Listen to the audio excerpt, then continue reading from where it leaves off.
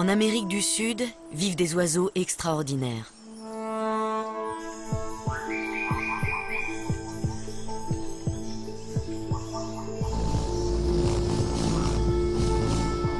Ils font partie des animaux les plus étonnants de notre planète.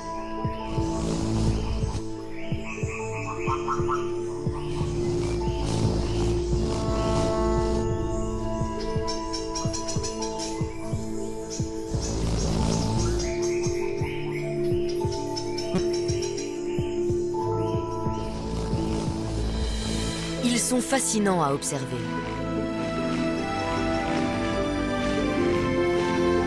Ces oiseaux, ce sont les colibris. Leur couleur chatoyante et leurs prouesses aériennes les rendent uniques au monde. Raison pour laquelle ils sont traqués comme les plus grandes stars.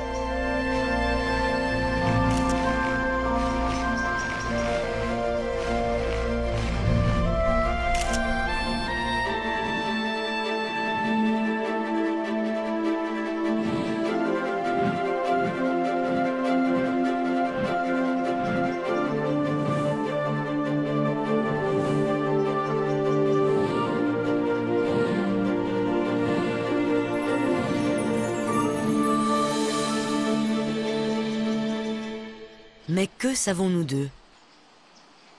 D'abord, ils sont minuscules, d'où leur surnom d'oiseaux-mouches. Ils font même partie des plus petits animaux à sang chaud du monde.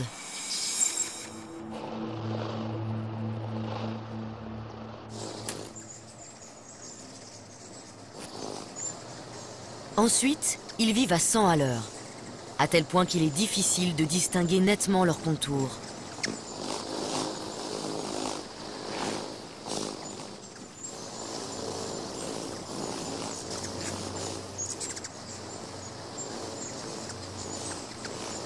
Pour mieux les étudier, il faut commencer par ralentir un peu leur rythme frénétique. Une caméra à haute vitesse permet de pénétrer dans leur monde secret.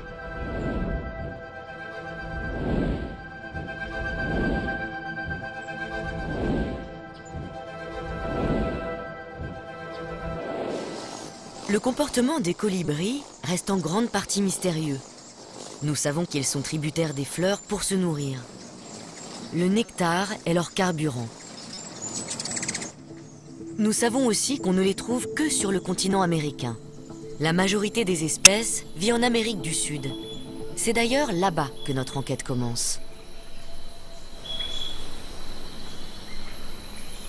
Ici, de nombreuses plantes les utilisent comme messagers. Mais ce n'était pas ce que prévoyait le contrat de départ. Car quand les fleurs sont apparues il y a plus de 60 millions d'années, les colibris n'existaient pas encore. À l'origine, c'étaient les insectes qui assuraient la pollinisation. Aujourd'hui, c'est encore très souvent le cas. En butinant, les papillons transportent du pollen d'une fleur à l'autre.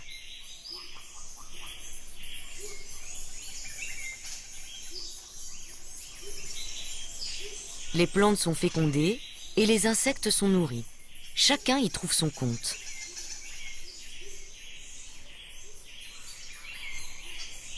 Cette relation d'échange a parfaitement fonctionné pendant très longtemps. Puis soudain, certaines plantes n'ont plus eu recours à leurs coursiers habituels. Pour quelle raison? La réponse se trouve dans les massifs forestiers d'Amérique du Sud. Ici, les matins sont froids et humides.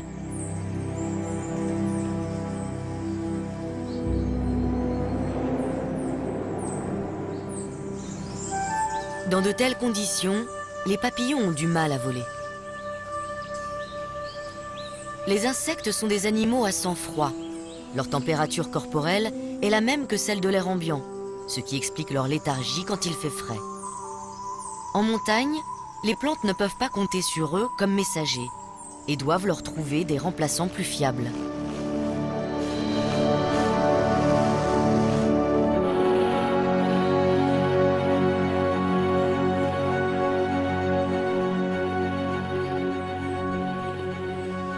Nous ne saurons jamais avec certitude où le changement s'est produit. Mais c'est quelque part, peut-être ici, sur les hauts plateaux brésiliens, que les plantes ont changé de fournisseur.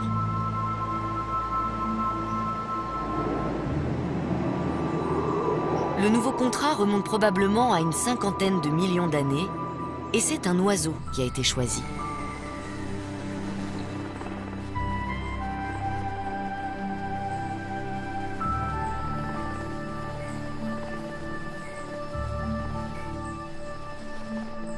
Pour cet ancêtre des colibris actuels, qui devait ressembler à ce colibri tacheté, cet accord signifiait aussi plus de chances de survie.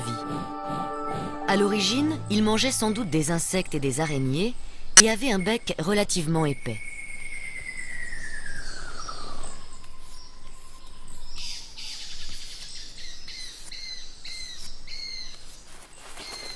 Un jour, il a été attiré par des fleurs.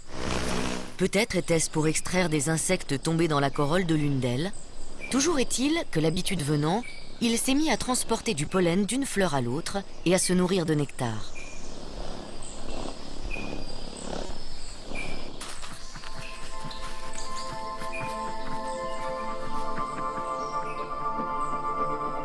Au fil des millénaires, son bec s'est affiné et allongé.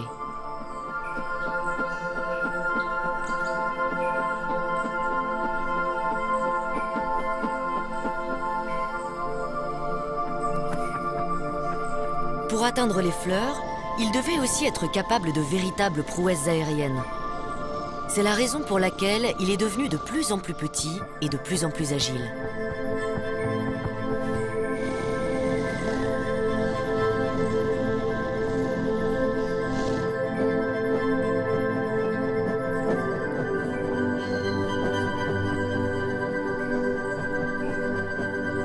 Sa langue s'est allongée, de façon à pouvoir plonger au cœur des fleurs.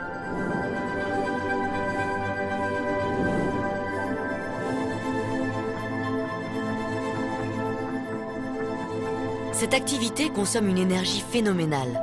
Dans un souci vital d'économie, son corps s'est donc peu à peu allégé. Les pattes et les doigts des colibris actuels sont si petits qu'ils ne peuvent ni marcher ni sautiller. Ils peuvent uniquement se percher sur une branche.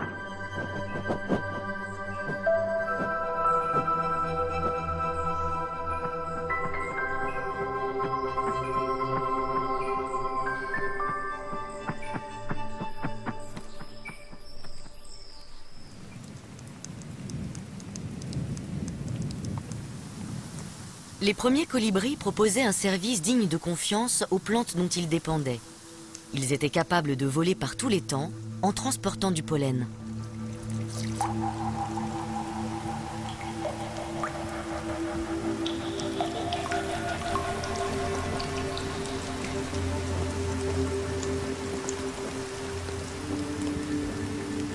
Pendant des millions d'années, ils sont restés très généralistes, se nourrissant d'une grande variété de fleurs.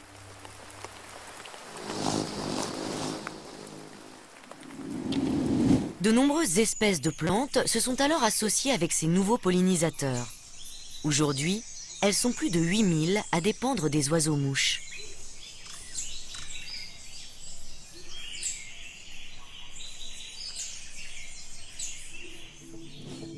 Mais dans ce contrat, les plantes aussi ont leurs obligations. Elles doivent fournir plus de nourriture à leurs coursiers, car les oiseaux dépensent 10 fois plus d'énergie que les insectes dont ils ont pris la place.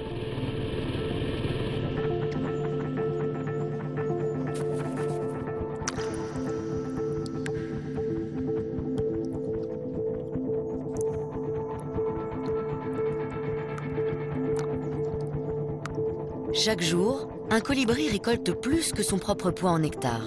Les fleurs produisent donc une grande quantité de liquide sucré pour satisfaire l'appétit de leurs messagers.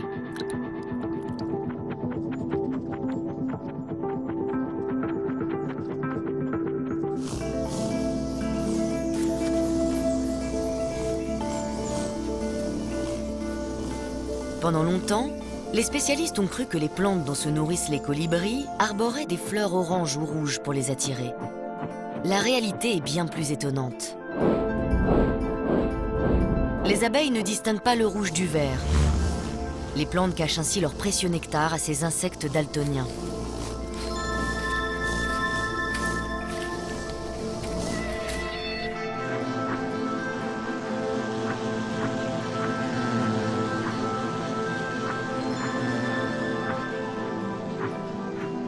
En revanche, elles annoncent clairement la couleur aux oiseaux.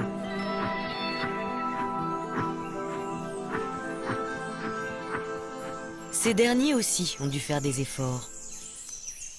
Afin de se protéger encore plus des insectes, les plantes présentent des fleurs longues et minces situées à l'extrémité de leur tige.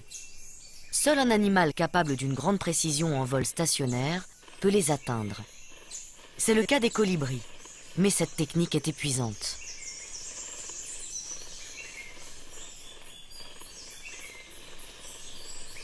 D'un côté, ils ont l'exclusivité d'une nourriture riche en énergie, mais de l'autre, ils en dépensent énormément pour s'alimenter. C'est un équilibre délicat que les oiseaux-mouches doivent gérer. Une de leurs caractéristiques est leur aptitude à garder leur position dans l'espace. Aucune autre espèce n'en est capable. Le sucrier à ventre jaune s'y essaie malgré tout.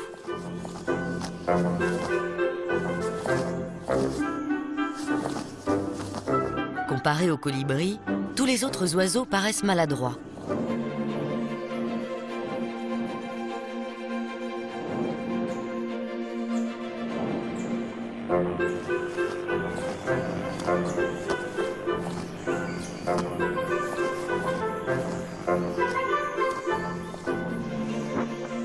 Cela tient à la façon dont volent les oiseaux-mouches. Pratiquement tous les oiseaux génèrent de la portance en rabattant leurs ailes vers le bas. Puis ils replient leurs ailes lorsqu'ils les ramènent vers le haut.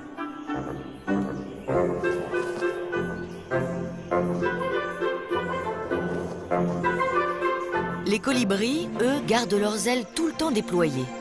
Et c'est l'articulation de leur épaule qui pivote. Ils génèrent ainsi de la portance lors des deux mouvements, vers le bas et vers le haut.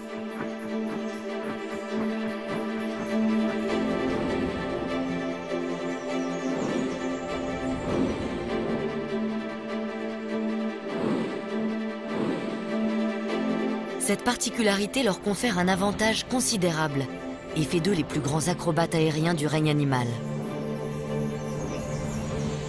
Rien ne pouvait rivaliser avec un colibri, jusqu'à ce qu'une société de robotique californienne en construise un.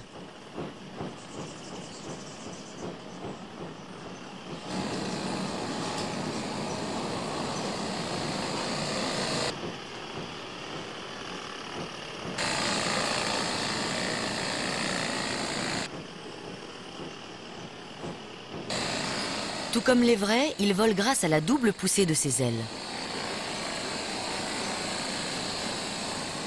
Cette prouesse technique est tellement réaliste qu'elle trompe même un véritable oiseau-mouche.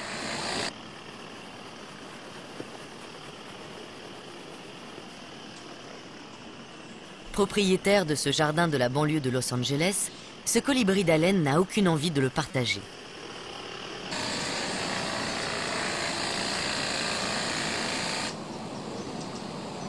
La situation atteint un stade critique quand le robot s'approche de l'abreuvoir à nectar du vrai colibri, qui passe aussitôt à l'attaque. Il a beau être 4 fois plus petit, il n'hésite pas une seconde à piquer sur l'intrus.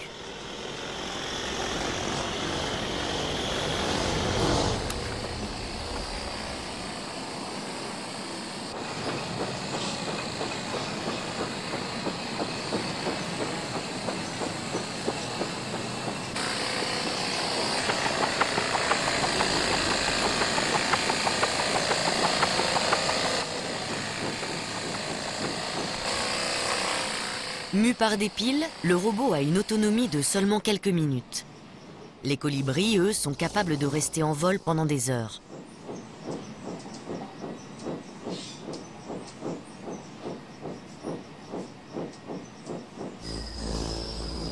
Ils peuvent manœuvrer dans tous les sens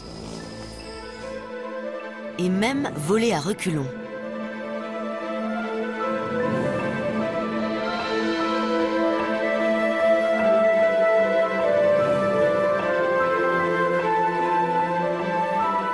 Ils peuvent aussi tourner sur eux-mêmes ou voler sur le dos.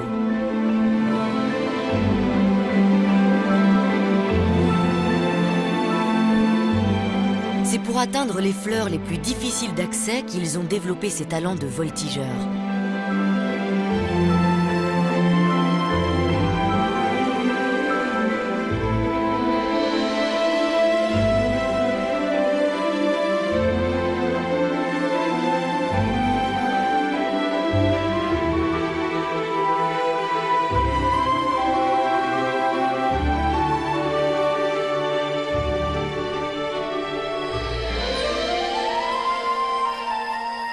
Mais cette virtuosité a un coût énergétique.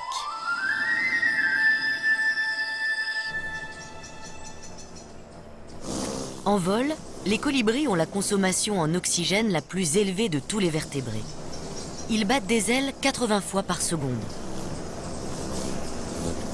Ils doivent donc alimenter leurs muscles en oxygène.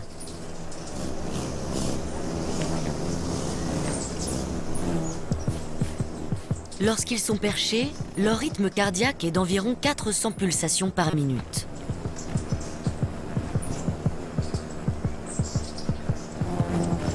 En vol, ils passent à 1200.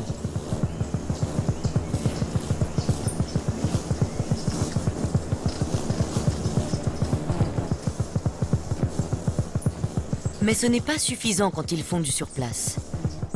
Leur cœur se dilate alors de manière à envoyer encore plus de sang à chaque battement. La circulation sanguine du cœur vers les poumons et les muscles, puis le retour vers le cœur, s'effectue en moins d'une seconde.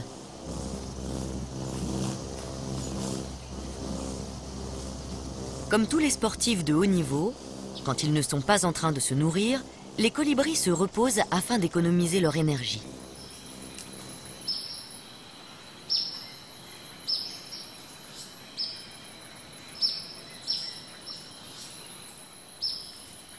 En fait, ils passent 80% de leur temps perchés, ce qui leur permet d'étirer leurs muscles et de lisser leurs plumes.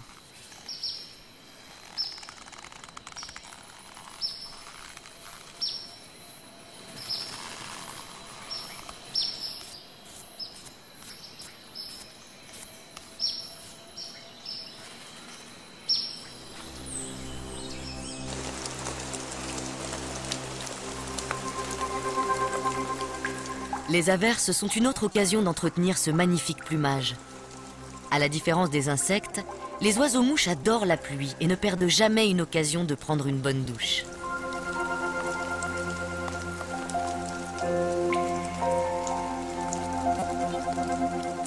Même le sucrier à ventre jaune en profite.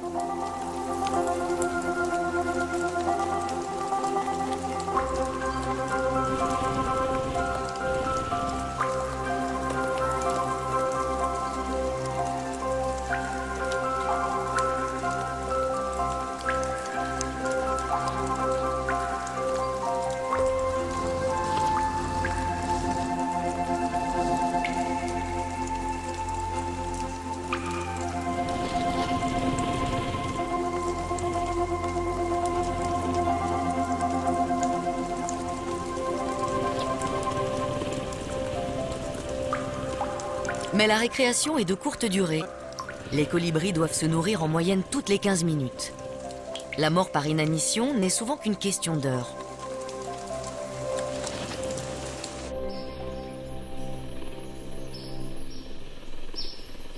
Dans ces conditions, pas question de perdre du temps à visiter des fleurs qui ne contiennent pas de nectar.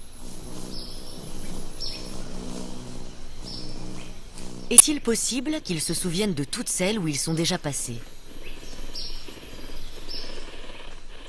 C'est envisageable quand il n'y en a qu'une ou deux par tige. Mais comment font-ils avec un arbuste comme celui-ci? Pourtant, même sur l'ipé, les colibris savent exactement quelles fleurs ils ont déjà butinées. Un exploit pour un cerveau aussi minuscule. Les plantes ont joué un rôle essentiel dans l'évolution de la taille, du mécanisme de vol et du métabolisme extrêmement rapide des colibris. Mais les oiseaux ne peuvent pas vivre uniquement de nectar. Ils ont aussi besoin de protéines qu'ils attrapent en plein vol avec une précision remarquable. Ça ne marche pas à tous les coups, mais presque.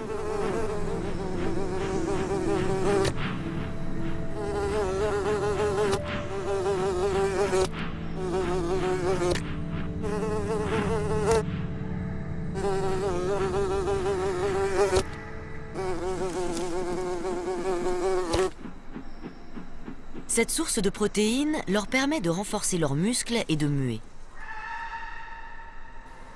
La seule difficulté est de ne pas s'étouffer en avalant une mouche.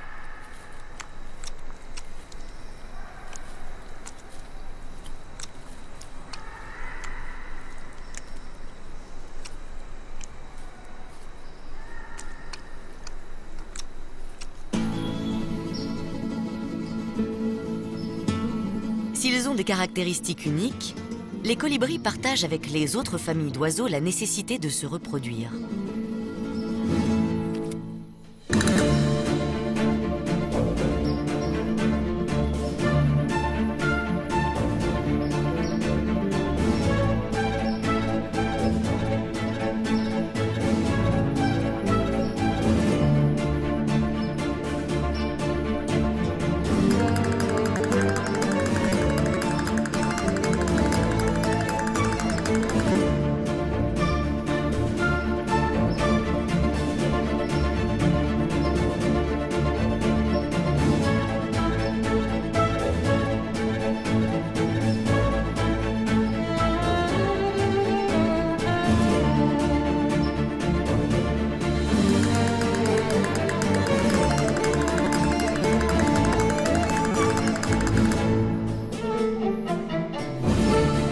La coquette de Poplar mâle a une façon étrange d'impressionner les filles.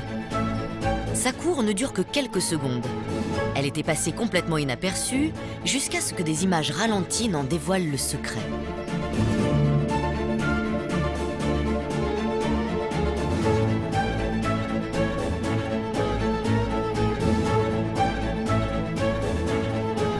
Cette débauche d'énergie est peut-être justement un moyen pour le mâle de faire étalage de sa résistance.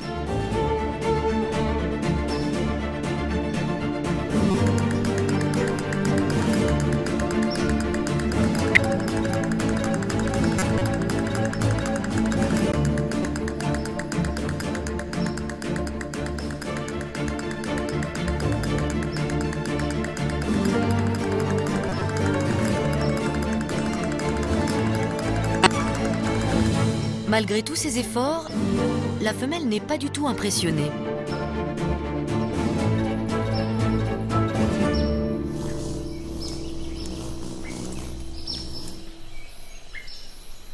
C'est la femelle seule qui bâtit le nid et couve. Mais chez les colibris, les choses ne sont jamais simples. La femelle doit rester pendant de longues périodes dans son nid pour réchauffer les œufs. Pour cela, elle est obligée d'abaisser sa température corporelle. C'est la seule solution pour réduire le temps passé à se nourrir.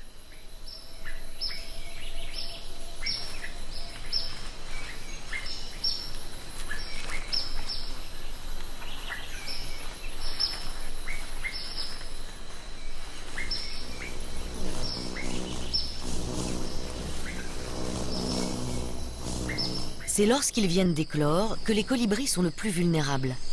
Ils doivent éviter d'attirer l'attention.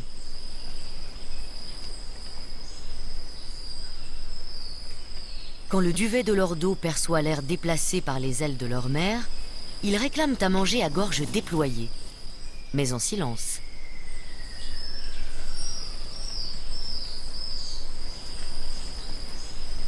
Les oisillons se gorgent d'un mélange très nourrissant de nectar, de pollen et d'insectes.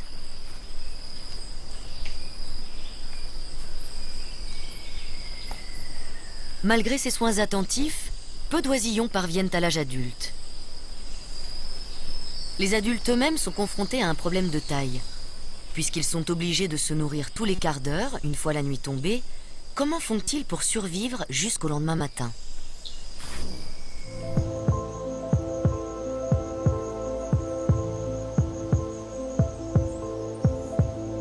Leur température corporelle chute et leur rythme cardiaque passe à 40 pulsations par minute. Ainsi, ils ne consomment plus qu'un centième de l'énergie qu'ils brûlent en vol. Mais ce n'est pas sans danger. Quand ils sont plongés dans cette torpeur, ils ne peuvent plus bouger ni échapper à un prédateur nocturne.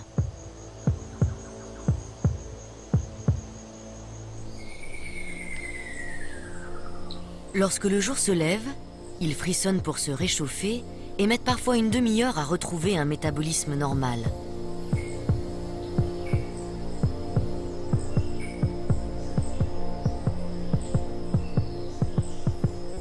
Aussi extrême que cela puisse paraître, c'est à ce prix que les colibris ont une chance de survivre à la nuit.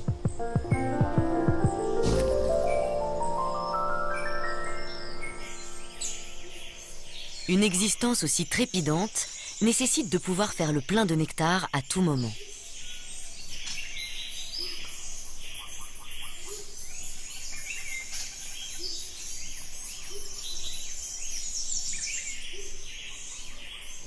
Pour cela, la plupart des espèces gardent jalousement un territoire suffisamment riche en fleurs.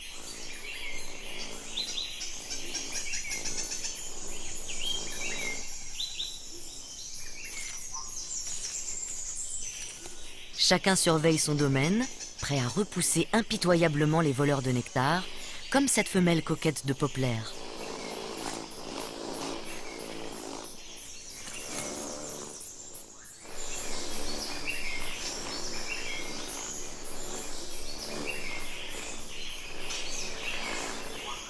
Le plus souvent, l'intrus bat en retraite sans insister.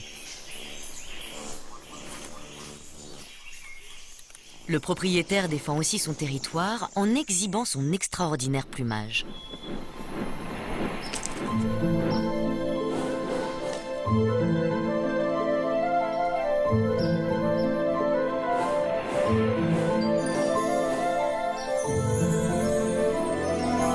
Les plumes des colibris sont iridescentes.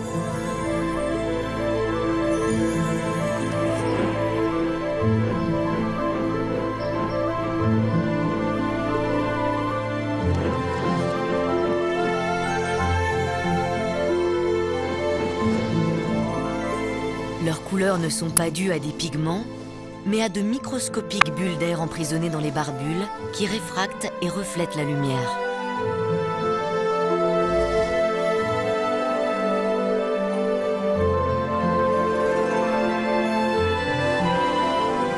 Les plumes paraissent éblouissantes ou très ternes selon l'angle de vue.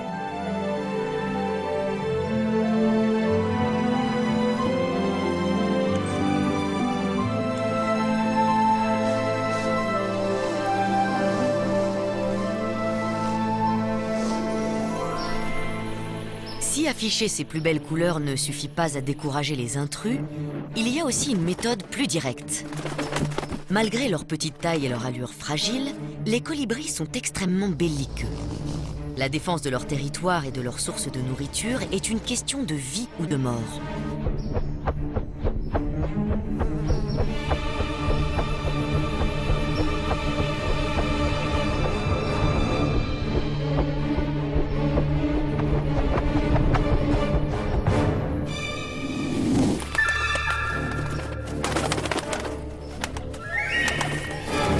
Les combats aériens sont spectaculaires.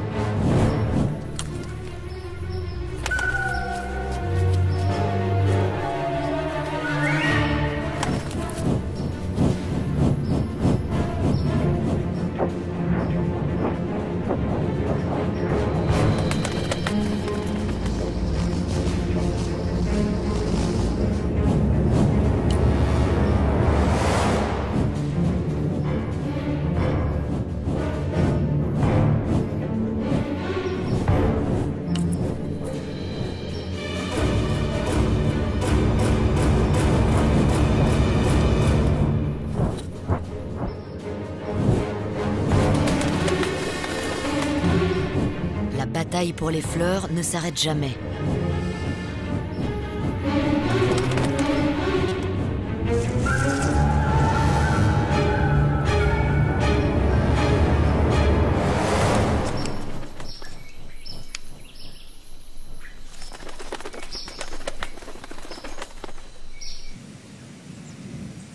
Dans le nord du Brésil, certains territoires ne sont ouverts que quelques heures par jour.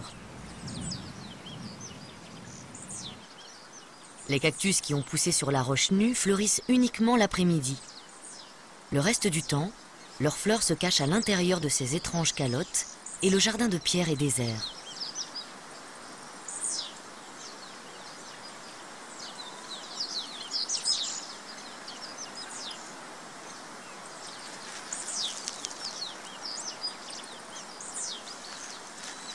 Mais dès qu'elles éclosent, les colibris apparaissent comme par magie. Ils savent à quel moment de la journée le nectar est disponible.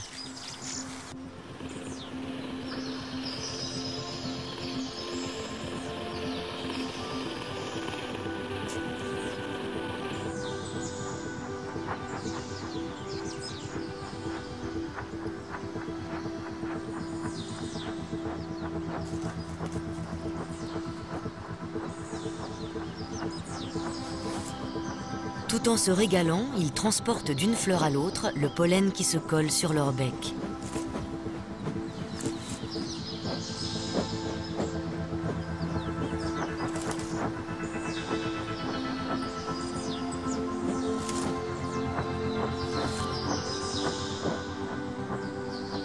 Les colibris se sont partagés le secteur.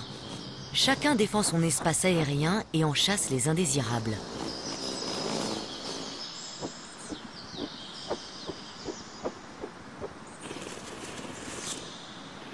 Intrépides, ils attaquent tout oiseau qui s'aventure sur leur domaine et n'ont même pas un regard pour un lézard aussi gros qu'eux. En revanche, ils reculent devant les abeilles et les guêpes. Compte tenu de leur petite taille, une piqûre leur serait fatale.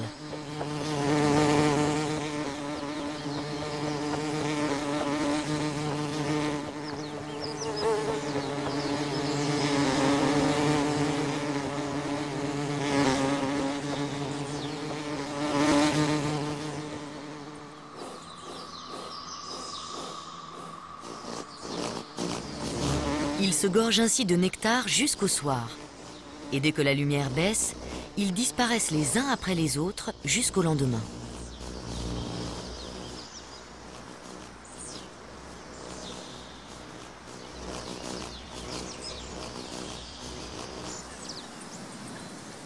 Grâce à leur remarquable faculté d'adaptation, les colibris se sont implantés dans des habitats très différents. Mais tous ces biotopes ont un point commun: des fleurs en quête d'un pollinisateur efficace. Il y a 20 millions d'années, la tectonique des plaques a provoqué le soulèvement majeur de la chaîne andine.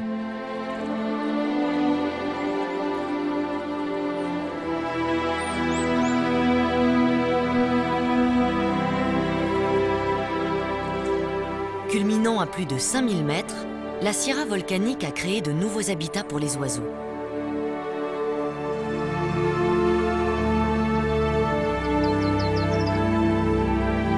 Mais qui dit nouvel environnement, dit nouveaux défis. En haute montagne, l'oxygène est plus rare et l'air moins dense.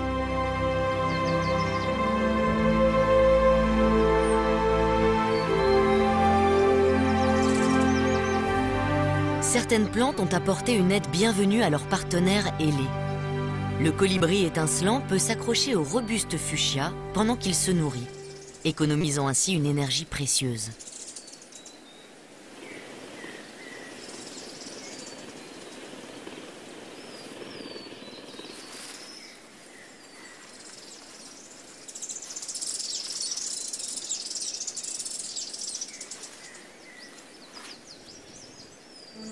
Les moyens d'adaptation varient selon les espèces. Le colibri géant est doté d'ailes immenses qui compensent la faible densité de l'air. De plus, la pointe de ses deux ailes se touche presque à chaque battement. Cette amplitude de mouvement augmente la portance. Le colibri géant est le plus grand des oiseaux-mouches. Il fait environ le même poids qu'une mésange charbonnière.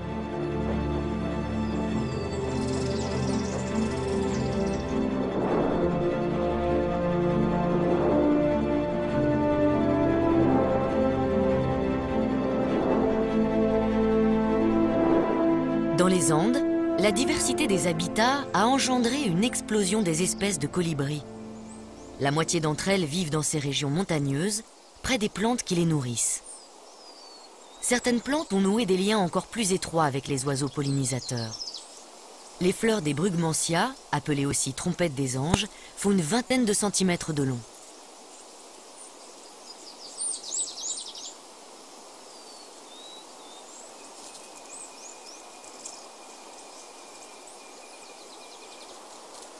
Le nectar se trouve tout au fond de cet entonnoir, hors de portée de la majorité des colibris.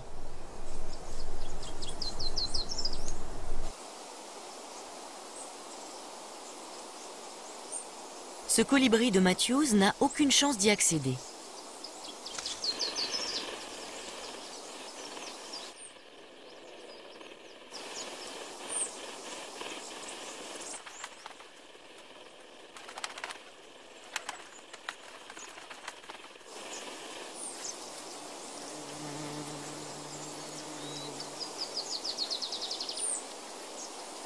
Seul un oiseau-mouche est vraiment équipé pour cette opération. Le colibri porte-épée. Son bec est plus long que son corps. Rapporté à sa taille, c'est même lui qui a le bec le plus long de tous les oiseaux.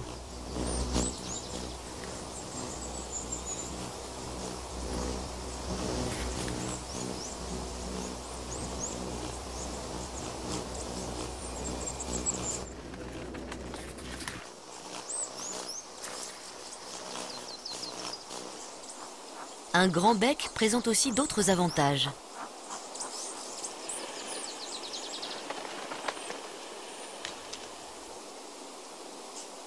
Les brugmansia ne sont pas les seules plantes qui se soient associées avec le porte-épée. La fleur de cette espèce de passiflore est elle aussi de forme tubulaire. Quand il s'enfonce à l'intérieur, l'oiseau se tache de pollen.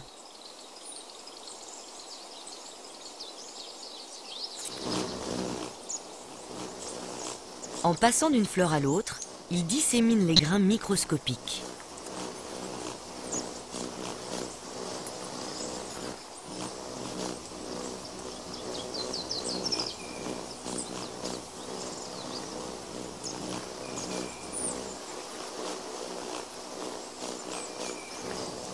Grâce à ce contrat d'exclusivité avec le colibri, les trompettes des anges et les passiflores augmentent leurs chances de pollinisation.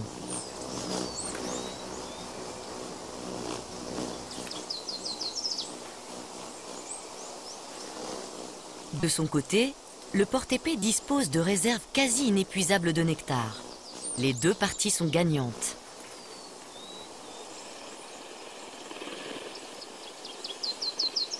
Une relation encore plus étroite existe entre les plantes du genre Heliconia et une espèce particulière de colibri.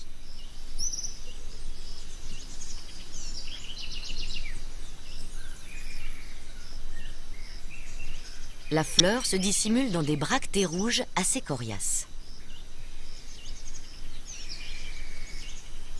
D'une belle couleur jaune, elle est très incurvée.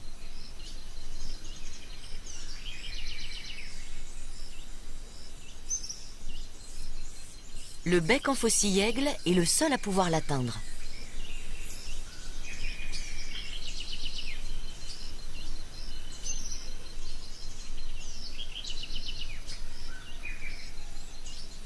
La forme de son bec correspond parfaitement à la courbe de la fleur.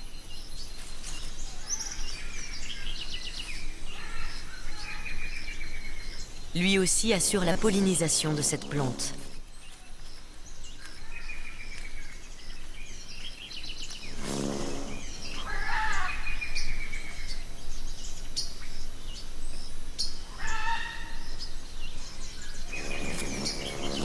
Puisque le nectar des Heliconia lui est réservé, le bec en faucille-aigle n'a pas besoin de défendre son territoire. Il passe ses journées à voler tranquillement d'une grappe de fleurs à l'autre.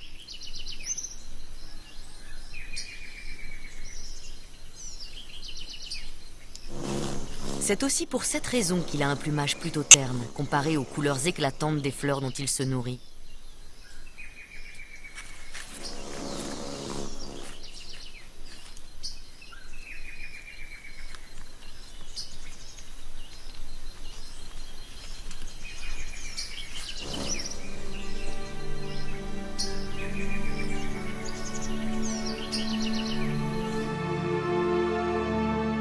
Il y a 6 millions d'années, l'évolution des colibris a pris un tour nouveau. Certaines espèces sont devenues encore plus petites.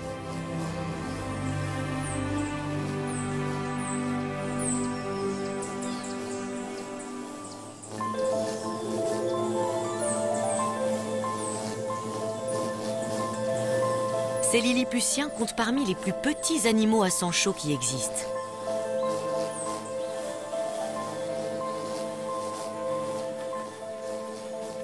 Certains pèsent environ 2 grammes.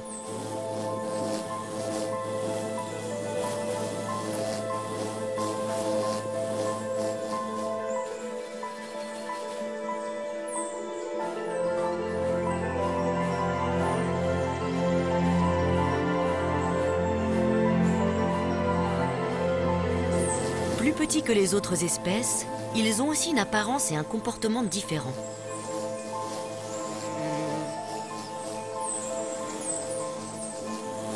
Leur manière de voler s'apparente davantage à celle d'un insecte. Ils n'ont pas de territoire défini et se nourrissent du nectar de nombreuses plantes.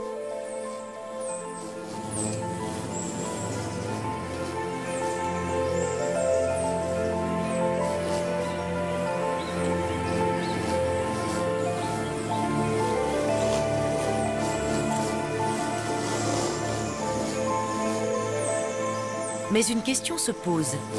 Pourquoi ces minuscules colibris magenta ne sont-ils pas repoussés par le colibri d'Abéillé, nettement plus gros et très agressif quand on empiète sur son territoire?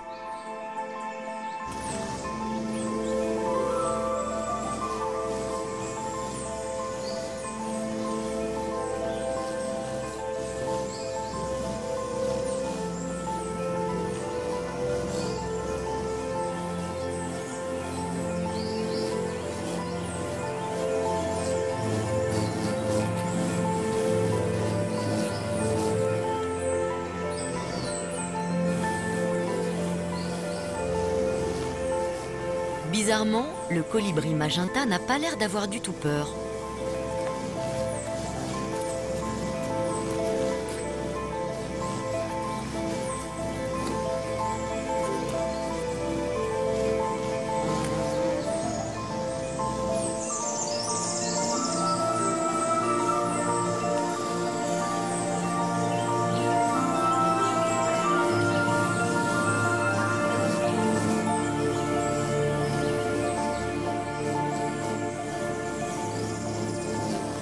Il est possible que le colibri d'Abéillé n'identifie pas le magenta comme un colibri.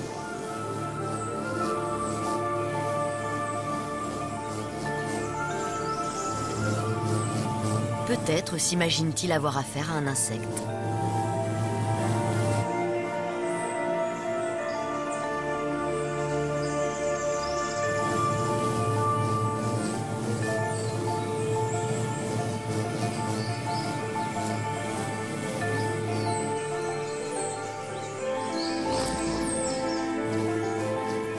Il va même jusqu'à partager une fleur avec le petit chapardeur.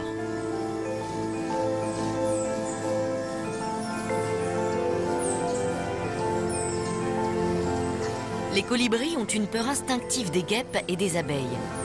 Serait-ce là la raison d'une telle passivité à l'égard de l'intrus?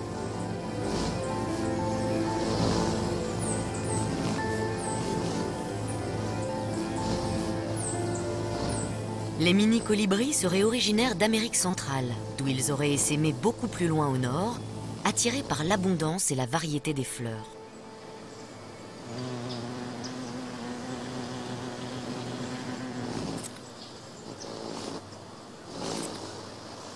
Mais au nord, les hivers sont froids. C'est pour cela qu'à l'automne, les colibris à gorge rubis doivent migrer vers le sud avant que les fleurs ne se fanent, sous peine de se retrouver sans nourriture.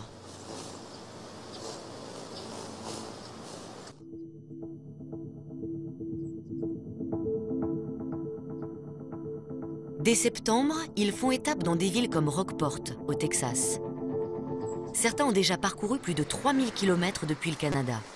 Pour beaucoup, le plus grand défi reste à venir.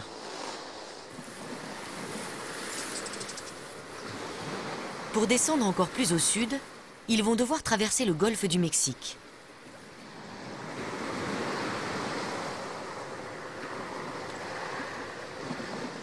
De nombreux habitants ont installé des abreuvoirs.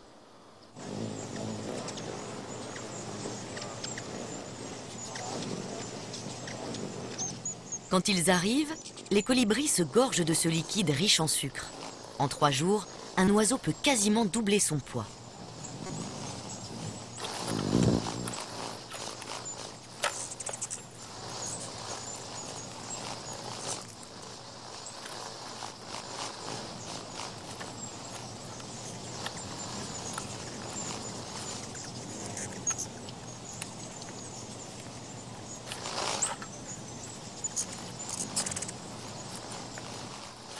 À Rockport, la fête des colibris célèbre l'arrivée des oiseaux-mouches. Les touristes venus de tout le continent nord-américain se pressent pour admirer les minuscules voyageurs. Don't be one of the most unusual pictures ever. You're going to have to show it to your friends. Oh, yes. Absolutely. Yeah. Absolutely.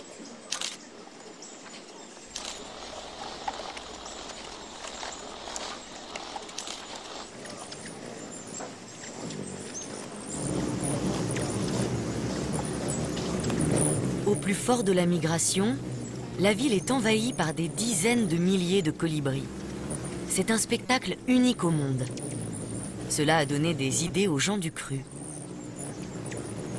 Ils ont lancé la mode du casque à brevoire.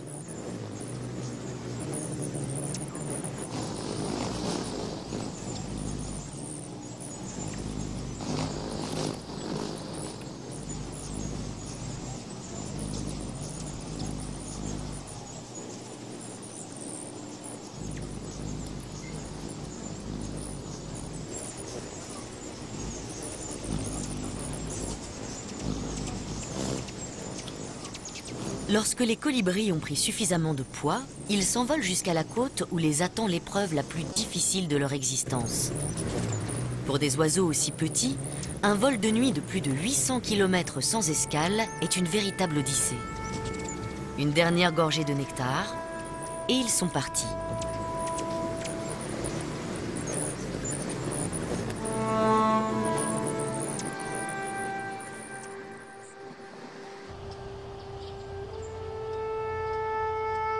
Récemment, des scientifiques sont parvenus à localiser les colibris grâce au radar Doppler du Service météorologique national des États-Unis.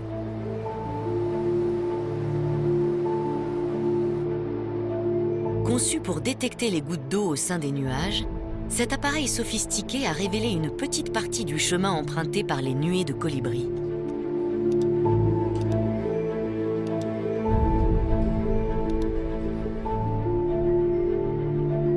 Mais le reste de leur voyage reste un mystère.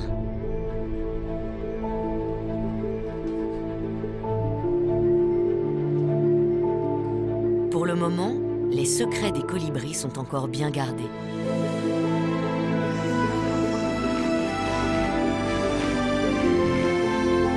Mais une chose est certaine, ces minuscules voltigeurs aux couleurs éclatantes sont de véritables joyaux de la nature.